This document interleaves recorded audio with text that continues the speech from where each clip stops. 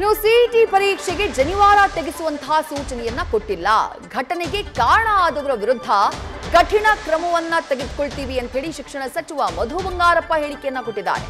ಜನಿವಾರ ತೆಗೆಸೋ ಅವಕಾಶ ಯಾವುದೇ ಕಾನೂನಿನಲ್ಲಿಲ್ಲ. ಜಾತಿ ಧರ್ಮಗಳಿಗೆ ನಾವು ಗೌರವ ಕೊಡಲೇಬೇಕಾಗುತ್ತೆ. ಆ ವಿದ್ಯಾರ್ಥಿಗೆ ಮರುಪರೀಕ್ಷೆಯ ಬಗ್ಗೆ ಚರ್ಚೆ ಮಾಡ್ತೀವಿ ಅಂತ ಹೇಳಿ ಮಧು ಬಂಗಾರಪ್ಪ ಭರವಸೆ ಕೊಟ್ಟಿದ್ದಾರೆ. ಈ ಥರ ಯಾವುದೇ ಥರದ ನಿರ್ದೇಶನ ಯಾವುದೇ ಡಿಪಾರ್ಟ್ಮೆಂಟ್ ಅವರು ಕೂಡ ಕೊಡ್ತಕ್ಕಂಥದ್ದು ಅಧಿಕಾರನೂ ಇಲ್ಲ. ಆ ಥರ ಮಾಡೋದಕ್ಕೂ ಕೂಡ ಅವಕಾಶಗಳು ಕಾನೂನಲ್ಲಿಲ್ಲ. ನನಗೆ ಗೊತ್ತಿರೋ ಪ್ರಕಾರ ಈ ಥರ ಏನಾದ್ರು ನಡೆದಿದ್ರೆ ನಾನು ನನ್ನ ಡಿಪಾರ್ಟ್ಮೆಂಟ್ ಇಲ್ಲ ಅಂದ್ರೂ ಕೂಡ ನಾನು ಕನ್ಸರ್ನ್ ಡಿಪಾರ್ಟ್ಮೆಂಟ್ ಅವ್ರಿಗೆ ಮಾತಾಡಿ ಆಮೇಲೆ ನನ್ನ ಜಿಲ್ಲೆಯಲ್ಲೂ ಕೂಡ ಆಗಿರೋದ್ರಿಂದ ಅದನ್ನು ಅವ್ರ ವಿರುದ್ಧ ಕಠಿಣವಾಗಿರ್ತಕ್ಕಂಥ ಆ್ಯಕ್ಷನ್ನ ತಗೊಳ್ತಕ್ಕಂಥದ್ದನ್ನು ನಾನು ಇಮಿಡಿಯೇಟಾಗಿ ನಾನು ಹೇಳ್ತಕ್ಕಂಥದ್ದು ಮಾಡ್ತೀನಿ. ಯಾಕೆಂದ್ರೆ ದಿಸ್ ಇಸ್ ನಾಟ್ ಅಲೌಡ್.